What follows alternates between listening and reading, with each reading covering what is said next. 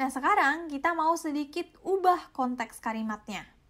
Tadi kita udah belajar, ini adalah buku saya. Kore wa watashi no hong desu. Ya. Nah, sekarang kita mau ganti menjadi buku ini adalah milik saya. Paham ya perbedaannya? Noun-nya kita tarik ke depan.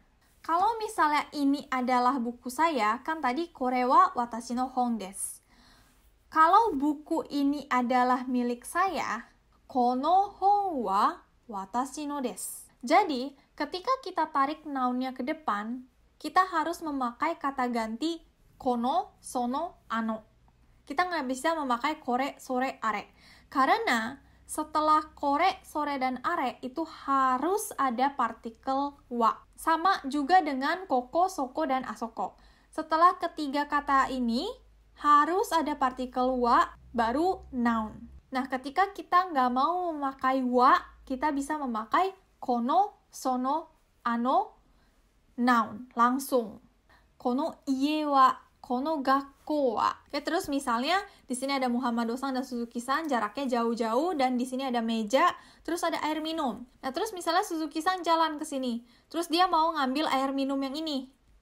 Mau diminum. Terus Muhammad-san bilang, tunggu. Sono mizu wa watashi no desu. Nah, terus tadi kan kita udah belajar kalau kore, sore, are itu untuk benda, dan koko, soko, asoko itu untuk barang. Kono, sono, ano ini bisa untuk dua-duanya. Jadi lebih praktis. Oke, hari ini kita mau belajar tentang adjektif. Nah, adjektif adalah kata sifat. Dalam bahasa Jepangnya disebut dengan keiyoshi. Ya, keiyoshi, adjektif, kata sifat. Nah, tugas dari kata sifat adalah dia memperjelas noun. Misalnya, buku ini merah. Nah, buku adalah noun dan merah adalah kata sifat. Karena merah menjelaskan bukunya. Bukunya berwarna apa? Berwarna merah. Berarti merah ini adalah kata sifat. Nah, dalam bahasa Jepang juga sama. Misalnya kita mau bilang rumah ini sempit. Ya, rumah ini sempit. Rumah bahasa Jepangnya adalah ie. Ya, sempit adalah semai. Semai. Ya, berarti karena rumah ini berarti kono ie wa semai desu. Ya, kono ie wa semai desu. Nah, sekarang kita berhenti dulu di sini. Sebelum kita lanjut lebih dalam tentang kata sifat, di Jepang ada dua jenis kata sifat, yaitu kata sifat i dan kata sifat na. Ya, disebutnya adalah ikeyoshi dan nakeyoshi. Ya. Jadi kalau kita singkat, kita simbolkan menjadi adjektif i dan adjektif na. Ikeyoshi dan nakeyoshi. Nah, apakah yang membedakan dua jenis kata sifat ini? Gampang, kalau adjektif i, itu akhirannya selalu i. Selalu i. Contoh, misalnya hiroi, artinya luas. Hiroi, luas. Terus oishii, enak. Berakhiran dengan i. Terus yang terakhir misalnya amai. Amai, manis. Ya, amai. Berakhiran dengan i. Berarti ketiga ini adalah adjektif i. Nah, yang selanjutnya adjektif na. Nah, kalau adjektif na itu selain daripada yang berakhiran i. Ya, kebalikannya. Nah, di sini ada nigate. Ya, akhirannya bukan i. Berarti ini adalah adjektif na. Artinya adalah saya kurang ahli atau saya payah. Kalau kirei, ini adalah pengecualian. Jadi saya minta teman-teman untuk ingat aja. Kirei adalah adjektif na, bukan adjektif i. Meskipun dia berakhiran dengan i, tapi ini pengecualian. Jadi tolong diingat aja. Terus ini sering banget keluar dalam soal N5 sebagai soal jebakan. Jadi teman-teman hati-hati ya. Oke, kita kembali lagi ke grammarnya. Nah, di sini tadi saya udah baca kono ie wa semai desu. Rumah ini sempit. Jadi kita lihat rumah yang sebelah sini, rumahnya kecil banget ya. Rumahnya sempit.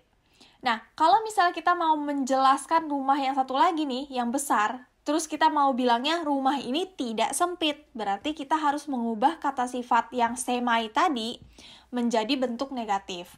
Nah, bentuk negatifnya, kono ie wa sema kunai desu. Ya, sema kunai desu. Jadi, i-nya ini kita coret. Jadi, nggak ada i lagi. Terus kita tambahkan dengan kunai. Misalnya kita mau ganti kata sifatnya menjadi kata sifat na. Nah, misalnya kita mau bilang rumah ini mewah, rumah ini megah gitu, besar, megah misalnya.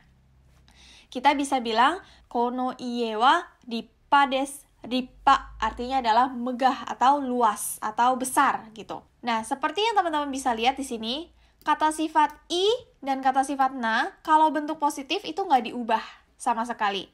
Ya, dia sama aja, rippa terus semai des. Nah, tapi dalam bentuk negatif kata sifat na akan berubah menjadi dewa arimasen.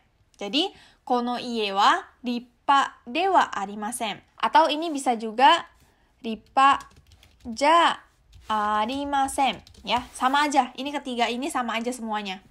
Nounnya ini juga bisa diganti-ganti ya. Misalnya hea, ruangan atau kamar. Terus misalnya tabemono. Terus misalnya nomimono. Contoh, kono nomimono wa amai desu. Minuman ini manis. Kanji wa nigate desu. Ya, kanji wa nigate desu. Kanji aksara Cina ya maksudnya. Kanji wa nigate. Saya payah menulis kanji. Nah, sekarang bagaimana kalau misalnya kita mau bertanya kepada seseorang, rumah ini bagaimana? Kono ie wa dou desu ka? Kono ie wa dou desu ka? Rumah ini bagaimana menurut kamu? Dou desu ka? Ya. Nah, terus kita juga bisa tanya misalnya, kono ie wa semai desu ka? Kono ie wa ookii desu ka? Gitu. Kita bisa tanya. Terus kalau misalnya jawabannya hai, iya, berarti hai. Kono ie wa semai desu. Atau misalnya tidak.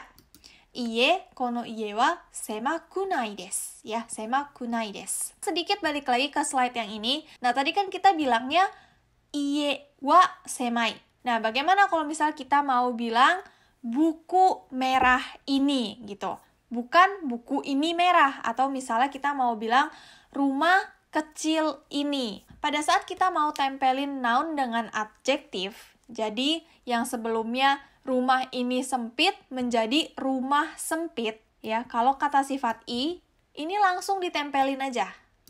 Semai ie. Semakunai ie. Ya, rumah sempit. Rumah tidak sempit. Tapi kalau kata sifat na, kita harus ubah rippa-nya ini ditambahkan dengan na. Rippa na ie desu. Rumah megah. Terus kalau misalnya bentuk negatif menjadi rippa na ie dewa arimasen atau ja arimasen atau ja nai desu. Jadi saya ulangi sekali lagi, kalau kata sifat i mau ditempelin dengan noun, langsung bisa, mau negatif mau positif. Tapi kalau kata sifat na mau ditempelin dengan noun, kita harus tambahkan na, ya. Rippa na ie dewa arimasen. Terus misalnya kita mau bertanya, ini rumah yang seperti apa? Ya, misalnya kita lagi cari apartemen yang cocok untuk kita. Terus kita tanya ke salesman-nya, ini rumah yang seperti apa? Kono ie wa donna ie desu ka? Ya, donna. Yang seperti apa? Terus jawabannya misalnya, semai ie desu. Rumah yang sempit, rumah sempit. Ya, atau misalnya rippa na ie desu, rumah yang megah, rumah yang bagus gitu. Oke, jadi sampai di sini kita mau review dulu yang udah kita pelajari karena ini adalah grammar dasar, basic banget ya. Jadi kalau misalnya teman-teman nggak benar-benar paham tentang basic ini, teman-teman akan kesulitan ke depannya. Pertama, kita udah belajar tentang noun 1 adalah noun 2. Contohnya seperti watashi wa diera desu. Saya adalah diera. Terus misalnya watashi wa gakusei desu, saya adalah seorang pelajar. Ya, terus kita juga udah belajar tentang kore, sore, are, koko, soko, asoko ya, pas lagi belajar yang pertama ini. Contohnya seperti kore wa hong desu, ini adalah buku. Atau misalnya koko wa ie desu, di sini adalah rumah. Terus selanjutnya kita udah belajar tentang noun, no noun. Noun kedua adalah milik noun pertama. Misalnya watashi no pen. Pulpen saya. Pulpen milik saya. Noun adalah adjektif. Jadi misalnya kono ie wa semai desu. Kalau dibalik, adjektif ditempelkan dengan noun. Jadinya menjadi semai ie. semakunai ie. Terus kita udah belajar 5 jenis kata tanya. Yang pertama ada kore wa nan desu ka? Ini apa? Koko wa doko desu ka? Ini di mana? Dare no desu ka? Ini milik siapa? Kono ie wa dou desu ka? Rumah ini bagaimana? Kono ie wa donna ie desu ka? Ini rumah yang seperti apa? Ya, jadi itu adalah pelajaran grammar basic kita minggu ini. Lalu besok kita akan belajar listening dan reading sekaligus. Oke, jadi sampai jumpa di pelajaran berikutnya. Mata ne!